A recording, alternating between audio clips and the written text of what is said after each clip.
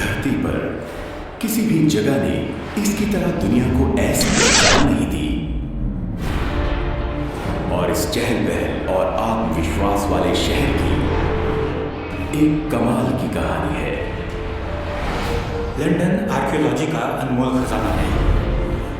London की खुफिया खासियत है मशहूर टेम्स नदी, जहां कई सबसे गहरे और बड़े बड़े राज छिपे हुए हैं। सोचिए, अगर हम समंदर खाली कर पाते तो उनमें से पूरा पानी निकल जाता तो तलहटी के सारे राज उजागर होते। अब ये मुमकिन है। सटीक डेटा और हैरतअंगेज टेक्नोलॉजी के जरिए खोई और भूली बिसरी दुनिया पर रोशनी डाली जा सकती है। इस बार ये दुनिया के सबसे खतरनाक शिपरेक्स में से एक क्यों है? क्या ये सदियों पुराने अवशेष लंदन के अतीत के पायरेट्स की कहानी बताएंगे? क्वीन और उनके खास सलाहकार सभी हिंसक कारोबार में मशरूफ थे। और कैसे एक धमाके ने लंदन की सबसे पसंदीदा वॉरशिप की धज्जियां उड़ा दी।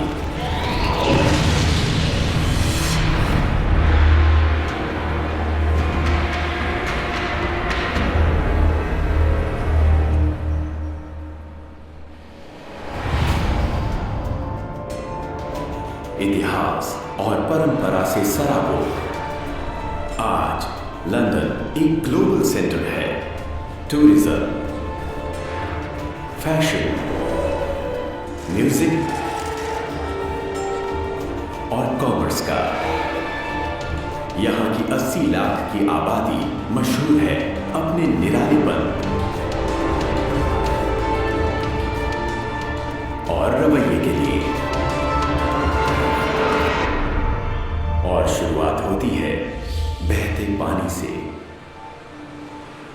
थेम्स नदी लंदन की कहानी का अभिन्न हिस्सा है। ये नदी ना होती तो लंदन भी ना होता। हजारों साल से लोग टेम्स नदी के किनारे के पास रहते आए हैं। पर लंदन शहर की शुरुआत कैसे हुई? क्या इसका जवाब कुछ गजब के खंडहर दे पाएंगे? नई इमारतें बनते बनते अतीत के सबूत पेश कर रही हैं। टेम्स नदी के उत्तरी किनारे पर फाइनेंशियल डिस्ट्रिक्ट के केंद्र में नींव डालने खुदाई करते हुए मजदूरों को कुछ चौंकाने वाली चीज मिली। उन्होंने एक्सपर्ट्स को बुलवाया। लीड आर्कियोलॉजिस्ट हैं गुस्ताफ मिल। नई इमारतें बनने से पहले यहाँ पर लगातार कई बार आर्कियोलॉजिकल एक्सकेवेशंस की गई, जिनसे कुछ हैरतअंगेज खोज सामने आई। गुस्ताफ की टीम जब पहुंचती है तब अवशेष का कुछ ही हिस्सा दिखता है। आर्कियोलॉजिकल एक्सकेवेशंस कुछ हद तक क्राइम सीन इन्वेस्टिगेशन जैसी होती है। हम एरिया को बंद कर देते हैं ताकि लोग उस पर चलकर न जाएं, और हम हर किस्म की जानकारी को दर्ज करते हैं, चाहे उनकी उस वक्त कोई खास अहमियत न लगे। इस कमाल की खोज को देखने का सबसे बढ़िया तरीका है शहर को ट्रेन करना।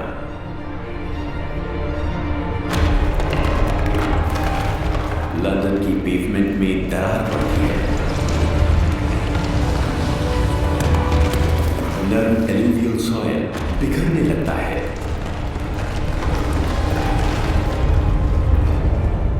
बेहद सटीक आर्कियोलॉजिकल डेटा के बूते पर हम मॉडर्न शहर के नीचे जाकर लंदन की जड़ों तक पहुंच सकते हैं।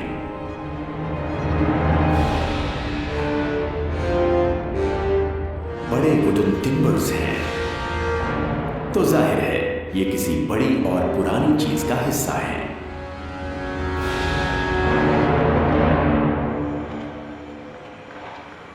हम ट्री रिंग्स गिन सकते हैं। इस सिस्टम को कहते हैं डेंड्रोक्रोनोलॉजी। आपको इन्हें चेन सॉ से स्लाइस करना है और फिर हर रिंग के बीच की दूरी को गौर करके उन्हें मास्टर क्रोनोलॉजी से मैच करना है। इन पेड़ों को लगभग 2000 साल पहले काटा गया। उस दौर में जब दक्षिणी इंग्लैंड में कोई बड़ी घटना हुई थी। एक सुपर पावर का आना हुआ था। ब्रिटेन की कुदरती दौलत और संसाधनों को लूटकर अपनी हुकूमत को शान से चलाने के लिए रोम ने उस पर हमला किया। रोम दौलत लूटने आ पहुंचा, लेकिन उनके हाथ लगी मुसीबतें। रोमन ब्रिटेन जंगल राज की मिसाल बना। रोम की फौज ने टेम्स नदी के पास बड़ी तादाद में डेरा बसा लिया, जिसका नाम रखा गया लंदीनियम। बड़े बड़े टिम्बर उस दौर के अनोखे सबूत हैं। ऐसी कोई भी बात दर्ज नहीं की गई जो बताए कि लंदन कब बसा था। लॉन्डिनियम की हकीकत जानने को हमारे पास सिर्फ आर्कियोलॉजिकल एविडेंस का सहारा है। थोड़ी और खुदाई करने से और सुराग सामने आते हैं।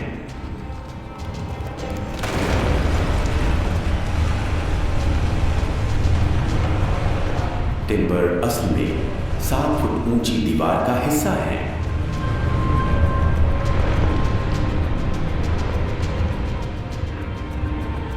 और उसके पीछे रोमन इमारतों का मलबा। ये इमारतें लोगों के रहने के लिए नहीं थी। इनमें मोज़ेक के फर्श या चूल्हे नहीं थे। तो ये ढांचे किस लिए बनाए गए? इसके सुराग हैं टिम्बर की दीवार के पास मिट्टी से लिए गए बोर सैंपल्स में। हमें ऑस्ट्रोकॉड जैसी चीजें मिली जो कि मिलीमीटर साइज के क्रस्टेशियंस हैं और डायटोम्स जो सिंगल सेल वाले एल्गी के अवशेष हैं।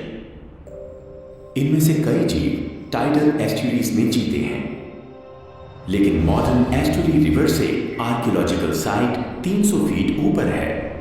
इसका मतलब रोमन दौर में टेम्स नदी ज्यादा चौड़ी थी और इस टिम्बर की दीवार से लगकर बहती थी। अगर आप ये सारी इमारतें हटा दें और टेम्स नदी का पानी ड्रेन करें तो हमें जो मिला है उसका परफेक्ट व्यू नजर आएगा।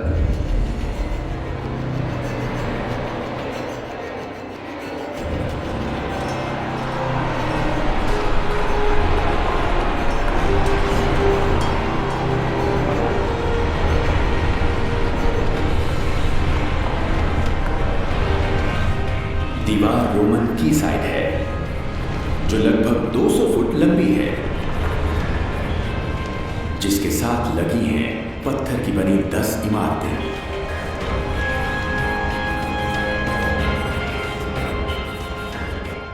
गुस्ताव की टीम को न सिर्फ प्राचीन लकड़ी के कुछ हिस्से मिले हैं, बल्कि उन्हें शहर के सबसे पहले बड़े बंदरगाह की साइट मिली है।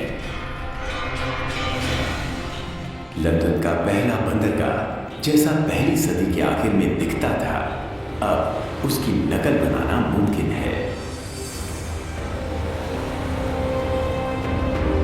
अपने उत्तरी छोर पर टेम्स नदी अपनी प्राचीन असली चौड़ाई तक फैलती है और लंदीनियम लहरों से आई चिकनी मिट्टी से ऊपर उठता है। लकड़ी के की साइड के पास पूरी दुनिया से आए जहाजों से सामान उतारा जाता था।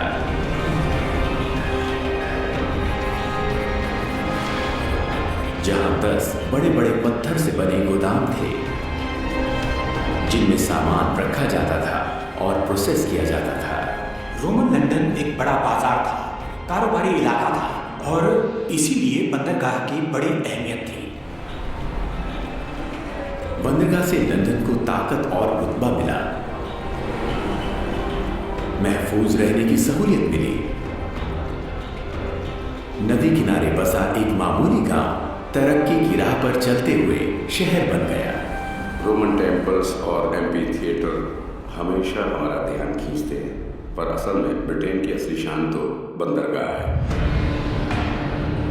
लेकिन ब्रिटेन में रोमन हुकूमत का सबसे अहम शहर बनने के लिए लंदन को कुछ और चाहिए। डॉक्स के पास आर्कियोलॉजिस्ट को सदियों से दबे छुपे कुछ और सबूत मिलते हैं जिनसे बहुत कुछ पता चलेगा।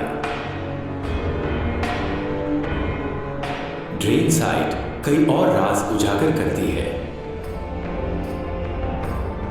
20 फुट के समकोणीय लकड़ी के बक्से का हिस्सा। पेड़ की ये जो लकड़ी हमें मिली वो 85 ईस्वी के आसपास काटी गई थी। नया ढांचा भी रोमन है जो करीब डॉक जितना ही पुराना है। लेकिन वो है क्या, इसके लिए पास ही मिले एक और आर्कियोलॉजिकल एविडेंस पर गुस्ताव ध्यान देते हैं।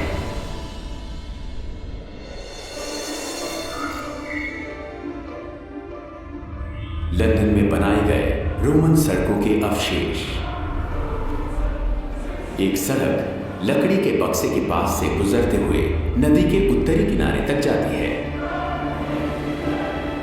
ऐसी ही सड़क दक्षिणी किनारे पर भी है। ये नदी पार करने के रास्ते का सबूत है, लेकिन नाव से नहीं। हमें लगता है कि टिम्बर का स्ट्रक्चर एक रोमन ब्रिज का पियर बेस था। अब आधुनिक रिसर्च के सहारे हम बीते कल में जाकर रोमन लंदन की शान को बेहतर तरीके से समझ सकते हैं। सबसे पहली परमानेंट टेम्स क्रॉसिंग 1200 फुट से भी लंबी है।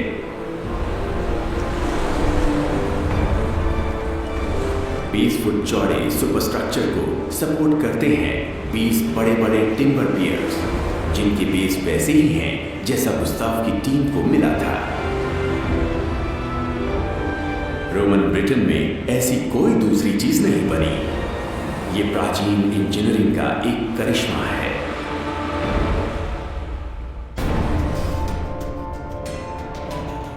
रोमन दौर की ही तरह आज की टेम्स नदी भी लंदन के ट्रांसपोर्ट की जान है। आज शहर से करीब 32 किलोमीटर दूर टेम्स एस्चुअरी में जबरदस्त शिपिंग एक्शन देखने को मिलेगा। हर साल बेहद बड़े जहाज 5 करोड़ टन कार्गो लेकर इन खतरनाक छिछले पानी की लहरों पर से गुजरते हैं। और अब हम सीरीज 4 की ओर जा रहे हैं। टेम्स नदी पर गश्त लगाती है पोर्ट ऑफ लंदन अथॉरिटी यानी PLA।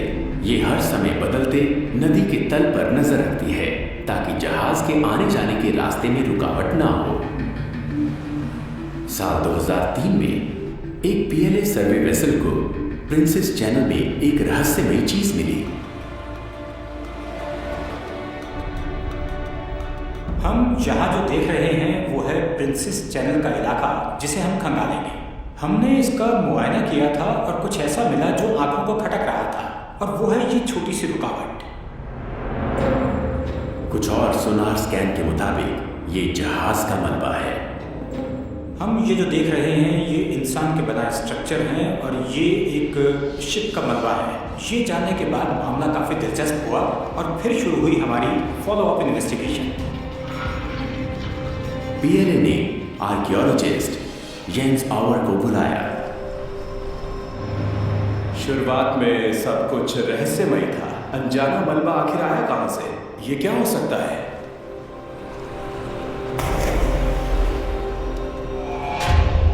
मुझे अपनी पहली टाइप अच्छे से याद है। ज्यादा कुछ देख नहीं पाया और सब कुछ बहुत ही कंफ्यूजिंग लगा। हर तरफ मेटल और टिम्बर के टुकड़े बिखरे हुए थे। तेज लहरों की वजह से चीजें हमेशा अपनी जगह से हिलती रहती हैं। मुश्किल हालात के बावजूद जेम्स फौरन जान जाते हैं कि रेक बहुत पुराना है, पर वो है क्या और यहां क्यों है? खराब विजिबिलिटी और तेज बहाव की वजह से सब कुछ साफ देखना समझना मुश्किल होता है।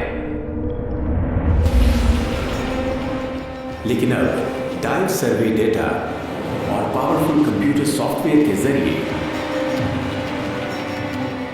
हम टेम्स एस्चुरी को खाली कर सकते हैं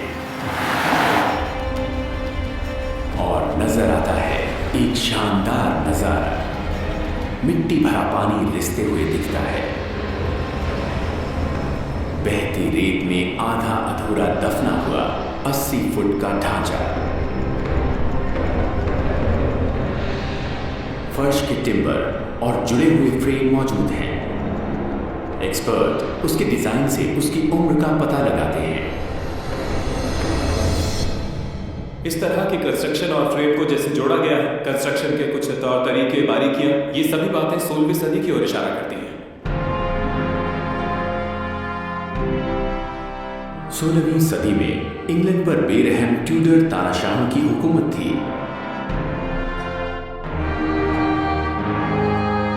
इनकी हुकूमत में लंदन की दौलत और दुनिया पर छाने का जुनून आसमान छू गया। ये रहस्यमयी मलबा उस दौर के बारे में और जानकारी पाने का सुनहरा मौका है, तो येंस को उसकी पहचान करनी है। जहाज के टिम्बर के बीच उन्हें कुछ अहम सुराग मिलते हैं। टिन, लेड इंगट्स और आयरन बार्स। उसमें मेटल का एक छोटा सा खजाना है। कार्गो से पता चला कि मलबा एक मर्चेंट वेसल का है। मलबे की और जांच करने पर पता चलता है कि ये कोई मामूली कारोबारी जहाज नहीं है। नजदीकी रेत में तोपें हैं और एक बंदूक पर उकेरे गए हैं अक्षर TG और साथ ही एक टिड्डी का निशान भी। थोड़ी सी रिसर्च से पता चला कि TG का मतलब है Thomas Gresham, sir Thomas Gresham.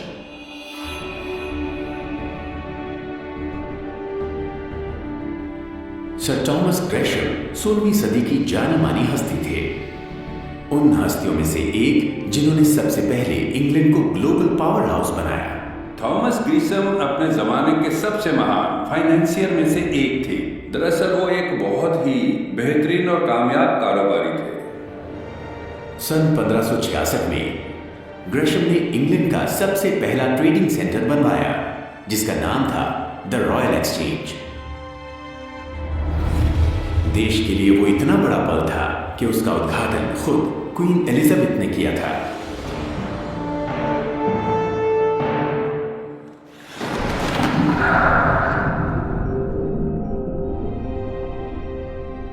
मलबे को और गौर से देखने से कुछ चौंकाने वाली बात सामने आती है। Gun ports. यही वो जगह है जहां गन पोर्ट था, तो आप अंदाजा लगा सकते हैं कि ग्रेशम गन को यहाँ डेक पर पोजीशन किया गया था ताकि वो गन पोर्ट की ओर फायर करे, जो कि यहाँ पर है। मर्चेंट वेसल पर हथियारों का कारोबार नहीं होता था, वो तो उनसे लैस था। अब येन के फोरेंसिक रिसर्च की मदद से हम बीते जमाने में जाकर एलिजाबेथ के लंदन के इस रेलिक की असली शान वापस कायम कर सकते हैं। अपनी जगह से उठ रही ये 16वीं सदी की सबसे आधुनिक मर्चेंटमैन है।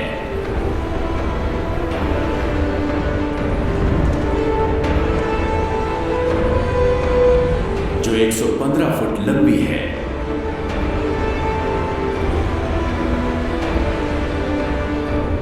वजन 200 टन है, जिस पर 12 से ज्यादा तोपें लाद सकते हैं। ये उस जमाने का कारोबारी जहाज है जब इंग्लैंड पूरी दुनिया पर अपना दबदबा कायम कर रहा था। ट्रांसपोर्ट और कम्युनिकेशन में तब के जहाज की काबिलियत और अहमियत सच कहूं तो आज के रॉकेट जितनी है। पर एक कारोबारी जहाज पर इतना असला क्यों? जवाब वो कड़वी सच्चाई है जो लंदन की बढ़ती ताकत की वजह थी।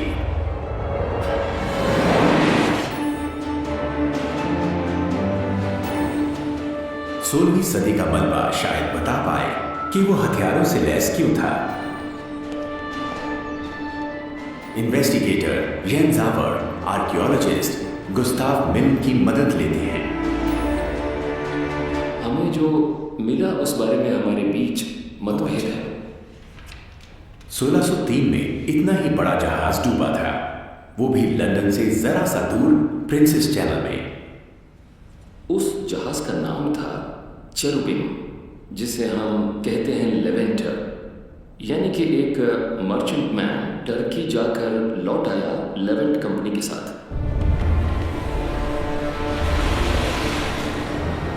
टॉमस ग्रेशम चेरुबिम के मालिक नहीं थे, लेकिन उनके बीच नाता तो था। लेवेंट कंपनी ने ग्रेशम की आयरन फाउंड्री में बना असला इस्तेमाल किया, पर उसे इसकी जरूरत क्यों पड़ी? वो बस एक लेवेंटर नहीं थी, बल्कि एक प्राइवेटियर थी, पायरेट या लुटेरा, आप जो भी कहना चाहें। सन 1591 में उसने एजोर्स कैंपेन में हिस्सा लिया अपनी बंदूकों के साथ स्पेन के गैलियंस पर हमला करने, जो कैरिबियन से सोना चांदी ला रहे थे। अपने जमाने के दूसरे अंग्रेजी जहाजों की तरह चेरुबिम भी एक पार्ट टाइम पायरेट जहाज था, जिसका काम था इंग्लैंड के दुश्मनों पर निशाना साधकर उनका खजाना लूटना। दुनिया पर सबसे पहले राज किया था स्पेन और पुर्तगाल ने, जो 16वीं सदी के आखिर तक मिलकर एक हुकूमत बन गए। तो बढ़ते हुए ग्लोबल ट्रेड का हिस्सा बनने के लिए इंग्लैंड का कुछ करना जरूरी बन गया था। उसे उस वक्त के मौजूदा हुकूमतों पर हवा बोलना था। क्वीन और उनके खास सलाहकार लॉर्ड एडमिरल सब के सब इस हिंसक व्यापार में शामिल थे। सबसे मशहूर कुछ अंग्रेजी सी कैप्टन पार्ट टाइम पायरेट्स भी थे, या जरा अदब से कहें तो सी डॉग्स थे। जब फ्रांसिस ड्रेक समुद्री रास्ते से पूरी दुनिया घुमाते तो अपने निवेशकों को यहाँ तक कि क्वीन को भी 4700% का मुनाफा कमा कर देते थे। देखा जाए तो ये आज के दौर के हिसाब से अरबों रुपए जितना है, जो बड़ी बात है। ये मुनाफा वाकई जबरदस्त था और लूटपाट के नतीजे काफी फायदेमंद। साल 2005 में पोर्ट ऑफ लंदन की एक सर्वे शिप नदी की तलहटी का मुआयना कर रही थी, जब उसके सोनार को कुछ खास मिला। बस उस तक पहुंच रहे हैं पॉल। ये रहा मलबा। मलबा लंदन से करीब 64 किलोमीटर दूर टेम्स एस्चुरी में था।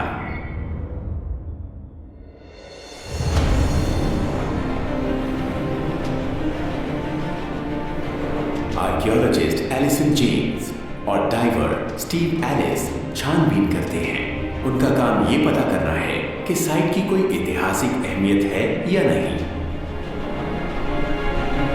जो भी सुराग मिल रहा है हम उसे जुटा रहे हैं, क्योंकि हम समुद्र तल पर पानी में काम कर रहे हैं और इसकी मदद से मलबे की एक तस्वीर बना रहे हैं। तो छोटा सा सुराग भी बड़े काम का हो सकता है।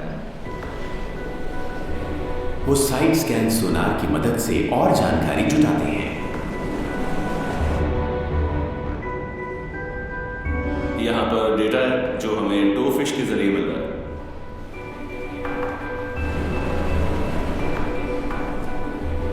ये पानी के नीचे की बहुत ही बड़ी पहेली है और ये काफी चुनौती भरा है, मजा आएगा।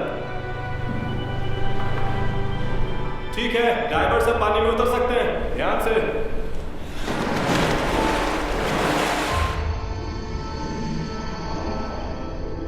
यहाँ पर कुछ भी देख पाना बहुत ही मुश्किल हो रहा है। विजिबिलिटी मेरे ख्याल से सिर्फ 1 फुट तक ही है।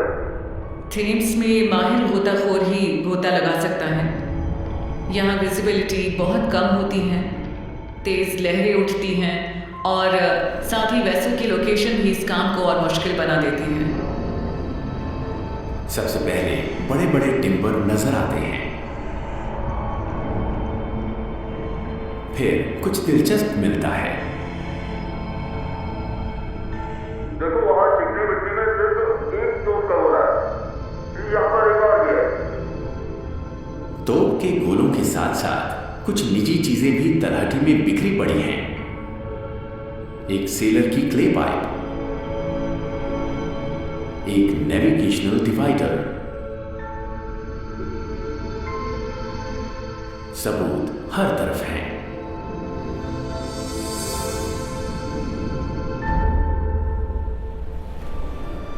पानी के नीचे की इस पहेली को समझने का सबसे अच्छा तरीका है हर पहलू को अच्छी तरह देखना।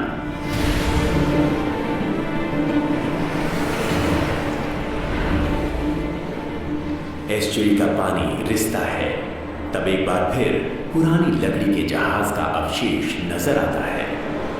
हल का 65 फुट लंबा सेक्शन थोड़ा बहुत चिकनी मिट्टी से दफना हुआ है। एक समय पर यह एक बड़ा जहाज था, पर अब बस उसके टुकड़े बचे हैं। हल के मेन सेक्शन के अंदर जूते, किताबें, सन डायल, कंपास वगैरह बताते हैं कि मुसाफिर और क्रू को बच निकलने के लिए बहुत कम वक्त मिला।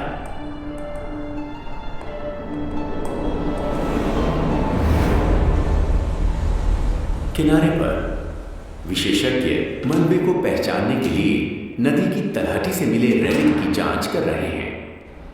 रैमरॉड्स, तोप के गोले, सभी की फोरेंसिक जांच बारीकी से हो रही है।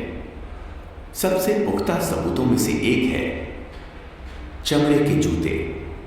हमारे पास कई जूते हैं जिनकी बनावट और स्टाइल इनसे मिलते जुलते हैं और 17वीं सदी में इनका खूब चलन था।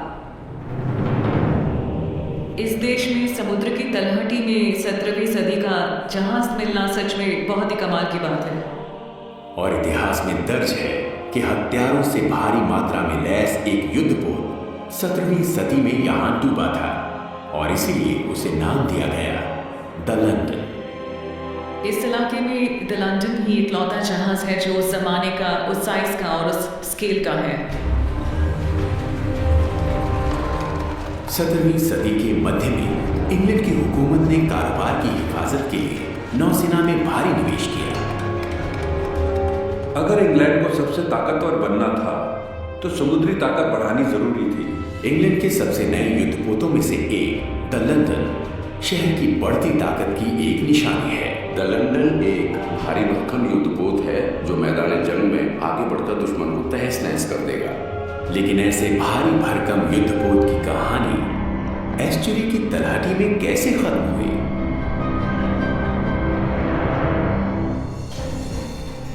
सुराग मलबे से मिलता है।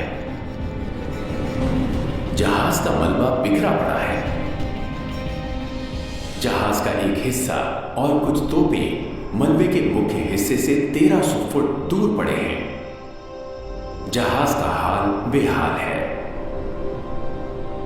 साफ जाहिर है कि बहुत ही बड़ी तबाही हुई होगी। ऐसी तबाही कि जहाज का हाल उस दौर के कुछ मशहूर डायरीज में दर्ज है, जिसे एडमिरल्टी के सेक्रेटरी सैमुअल पीप्स ने लिखा था। आज सुबह मुझे द लंडन की बुरी खबर मिली, जिसमें सर जॉयलॉसन के लोग उसे चैंटम से द होप लेकर आ रहे थे और फिर अचानक एक धमाका हुआ। लगभग 24 आदमी और एक औरत जो राउंड हाउस और कोच में थे उन्हें बचा लिया गया और बाकी 300 से ज्यादा लोग डूब गए।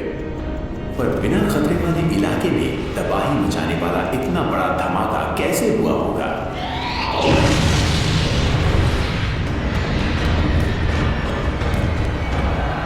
सत्रहवीं सदी के मध्य में इंग्लैंड और हॉलैंड के बीच जंग हुई। इंग्लिश चैनल में द लंदन की जंग की तैयारी चल रही थी कि अचानक उसमें धमाका हुआ। आर्कियोलॉजिस्ट्स को इसकी वजह जाननी है।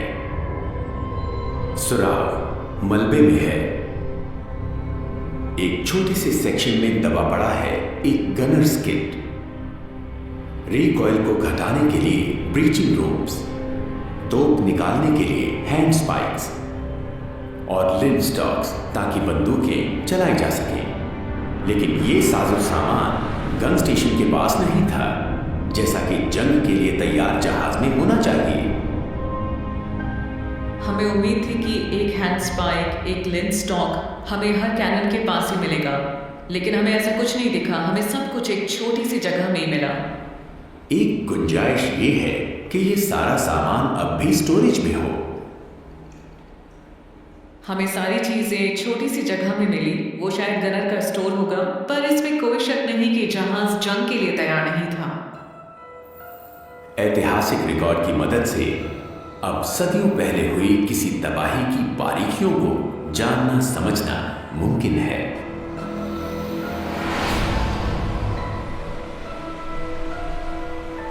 द लंदन का चैथम से द होप तक का सफर जारी था, जहां से उसे जंग के लिए तैयार कुछ सीनियर ऑफिसर्स को लेकर जाना था। बड़े अफसर कुछ ही देर में आने वाले थे, तो क्रू ने तेजी से जहाज को तैयार किया। वो एक बहुत ही बिजी शिप था जो जंग की तैयारी में जुटा था। उसमें ढेर सारा बारूद था और काफी चहल पहल थी। असली वजह कोई नहीं जानता, पर किसी चीज से आग लगी। तंग जगह में लो सीलिंग वाले डेक एरिया में लोग काम कर रहे होंगे। तब शायद रोशनी के लिए मोमबत्तियां जलाई होंगी या वो स्मोक कर रहे होंगे।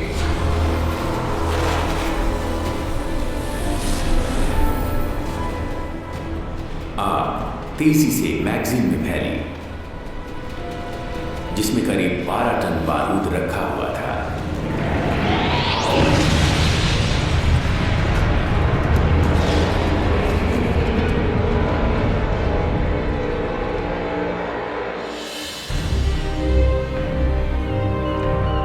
द लंदन की दुर्घटना के बाद रॉयल नेवी ने अपनी रणनीति, तरीकों और साजो सामान में सुधार किया ताकि सुरक्षा बेहतर हो।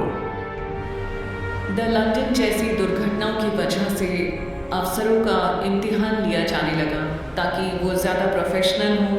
तो इस तरह द लंदन को खोने के बाद नेवी में बड़ा बदलाव आने लगा।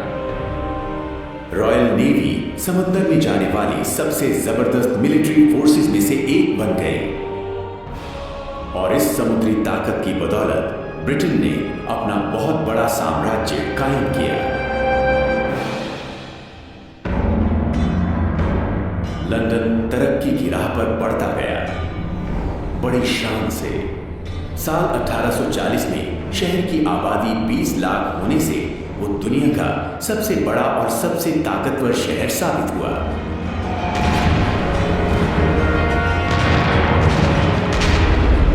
पूरी 19वीं सदी और 20वीं सदी की शुरुआत में ब्रिटेन के रुतबे ने उसे कई मसलों में उलझा दिया। कुछ तो उसके बिल्कुल आसपास थे।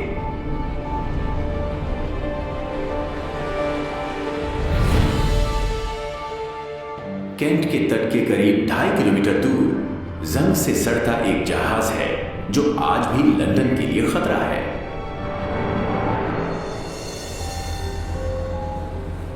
नेवल आर्किटेक्ट डॉक्टर निक ब्रैडबियर ने पूरी जिंदगी जहाजों के अध्ययन में बिताई है, लेकिन वो पहले कभी ऐसे खतरनाक जहाज से रूबरू नहीं हुए।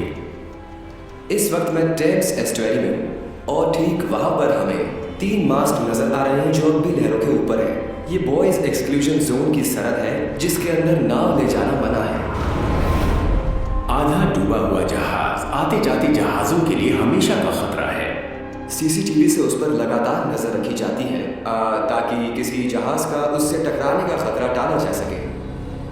ये किस तरह का जहाज है, वहां क्यों है और इतना खतरनाक क्यों है?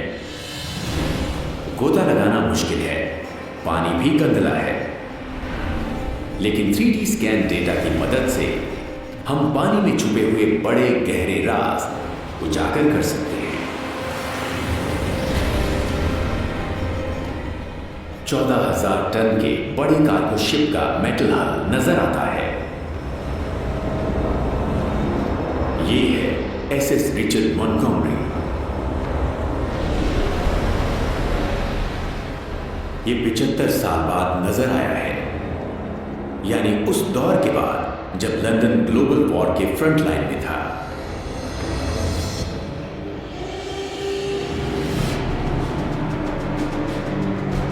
(1940) में नाजी जर्मनी ने लगभग पूरे यूरोप पर कब्जा किया। फिर हिटलर की एयरफोर्स लुफ्टवाफा ने ब्रिटेन पर निशाना साधा।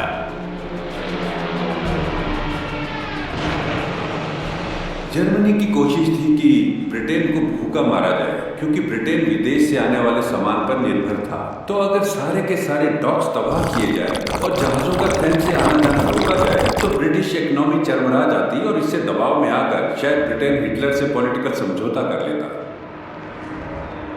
थेम्स जंग का मैदान बन गई। एस्चुरी में आने वाले कार्गो शिप्स को नाजी हमले का खतरा था।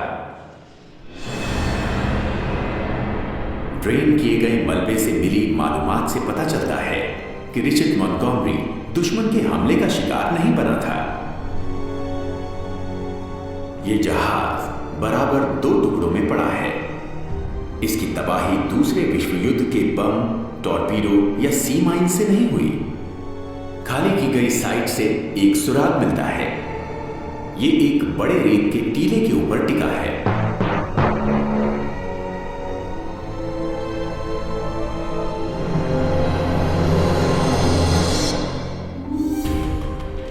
एक एक्सपर्ट के लिए मॉन्टगोमरी का डिजाइन जाना पहचाना है, जिसे कहते हैं लिबर्टी शिप। और डॉक्टर निक ब्रैडबियर का मानना है कि इससे उसके डूबने की वजह का पता लग सकता है।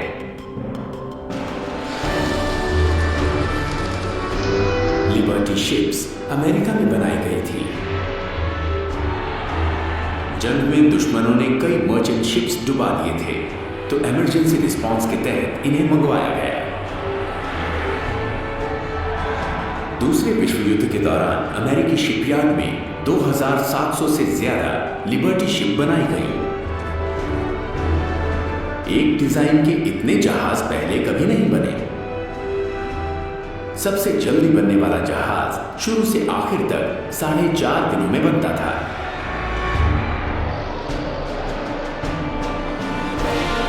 लिबर्टी शिप्स ने यूरोप को हिटलर के शिकंजे से आजाद होने में मदद की। वो एलाइड मर्चेंट फ्लीट का अहम हिस्सा थे, जिन्होंने बड़े कारगर तरीके से जीत की नींव डाली। लेकिन कम कीमत में जल्दी बनाने से दिक्कतें पैदा होती हैं। लिबर्टी शिप के डिजाइन में कुछ जानी मानी खामियां थी। वो ऐसे स्टील से बना था जो कम तापमान में काफी नाजुक पड़ जाता है।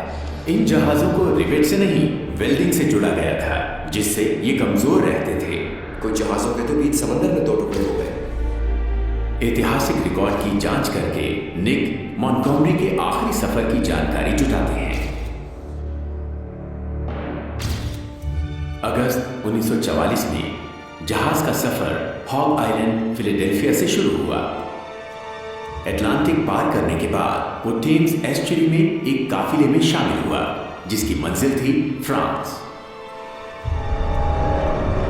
बांधे जाने के बाद जबरदस्त उफनती लहरें उसे उसके एंकर को घसीटने पर मजबूर करती हैं। जहाज का निचला हिस्सा रेत के टीले के ऊपर आ जाता है और शायद इसलिए उसे खास नुकसान नहीं पहुंचा, पर जहाज वहां पर फंस गया। लहरें शांत होने के बाद जहाज में 7000 टन के कार्गो का वजन झेलने के लिए अब पानी कम है। वो झुकते हुए, डोलते हुए इतना टेढ़ा हो जाता है कि उसका सीधा तैरते रहना नामुमकिन हो जाता है। बहुत ज्यादा तनाव से इसके डेक प्लेट्स में दरार पड़ती है। वक्त के साथ ये दरारें बढ़ती जाती हैं और जहाज 2 टुकड़ों में बंट जाता है।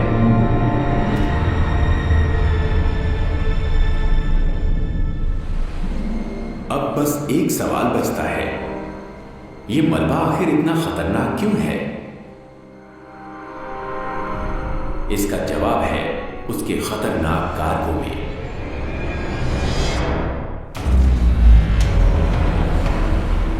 मॉन्टगोमरी का मलबा शिपिंग और इंसानों की जान के लिए खतरा है। पानी हटाए जाने के बाद इसकी वजह पता चलती है। हल में पड़े दरार से उसका थोड़ा सा कार्गो नजर आता है। वो है बम। और खोजबीन से एक्सप्लोजिव्स का पूरा जखीरा मिलता है। लगभग 907 किलो के 300 बम और उतने ही लगभग 450 किलो के बम और 2500 क्लस्टर बम,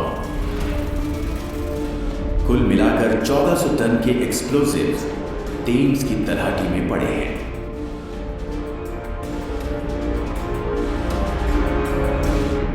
जहाज पर अब भी एक्सप्लोसिव्स इतनी भारी तादाद में हैं कि उनकी लोकेशन की वजह से मैं कहूंगा कि ब्रिटेन के पानी में ये सबसे खतरनाक शिप है। ये इसलिए भी और खतरनाक है क्योंकि मलबा शीरनेस नाम के नगर से करीब 2.5 किलोमीटर ही दूर है और एक बड़े नेचुरल गैस टर्मिनल से करीब 6.5 किलोमीटर दूर। माना जाता है कि चैन और अमन के दौर में यह सबसे बड़ा नॉन न्यूक्लियर एक्सप्लोजन हो सकता है। इसी डर से लोग इस द्वीप को छोड़ भी गए हैं। ऐसा नहीं है कि लिबर्टी शिप्स में पहले कभी धमाका नहीं हुआ। 1944 में अमेरिका की जंग की गतिविधियां बढ़ती गईं। असला बारूद से लैस लिबर्टी शिप्स दुनिया के कई देशों में भेजे गए। सैन फ्रांसिस्को के पास एसएस ई ब्रायन और एसएस क्विनॉल विक्ट्री में असला बारूद लादा जा रहा था कि उनमें धमाका हुआ। 320 लोगों की मौत हुई और फिलीपींस में लिबर्टी शिप एसएस जॉन बर्ग से एक कामिकाजी एयरक्राफ्ट टकराया जिससे उस पर लदे असला बारूद में धमाका हो गया। 68 लोग मारे गए। तो क्या मॉन्टगोमरी भी धमाके से फट सकता है?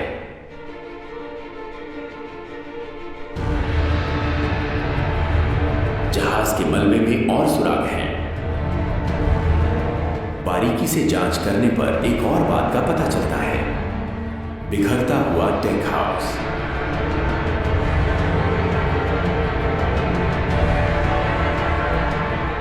गिरता हुआ डेक प्लेट,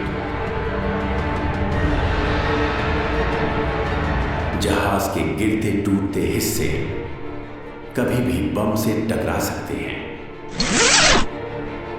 क्या उनसे वो फट सकते हैं? और इस धमाके से कितनी तबाही होगी, इसका आकलन करना लगभग नामुमकिन है। कई लोगों ने इस पर काम किया है, पर कोई भी किसी भी बात की गारंटी नहीं दे सकता। दुर्घटना टालने के लिए ब्रिटिश सरकार की नीति है मलबे के पास जाने की रोक और उसकी लगातार निगरानी। ये बात तय करना मुश्किल है कि क्या किया जाए। उलझन यह है कि अगर कुछ करते हैं तो हालात और बिगड़ने का खतरा बढ़ जाता है, तो कुछ करें या फिर कुछ ना करके बस निगरानी की जाए। पिछले 70 साल में कुछ खास नहीं हुआ है, ये हकीकत है और भविष्यवाणी करना मुश्किल है। मुझे लगता है ढंग से उस पर नजर रखी जाए तो कोई खतरा नहीं होगा।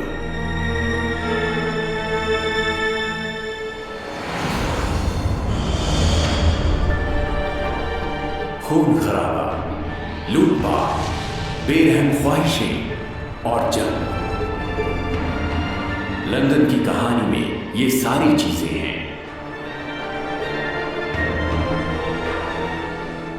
और तकदीर में जो भी लिखा हो, ये शहर और इसकी मिलनसार और दिलेर आबादी उस दुनिया को कायम रखेगी जिसे रचने में उन्हीं का हाथ रहा है।